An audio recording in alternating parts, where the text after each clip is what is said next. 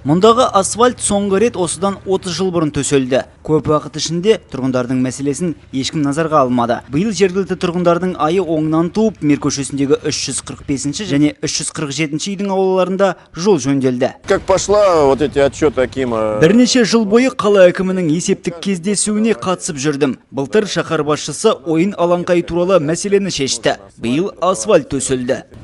Биыл қала бойынша 110 аулада абаттандыру жұмыстары істелінбек. Мәселен, Алтынсарин 172 пәтер иелері кооперативіне тиесілі жолдың жартысына асфальт былтыр төселді. Биыл барлық жұмыстар толыққанды аяқталмақ. До 1 июня наш дом будет обустроен.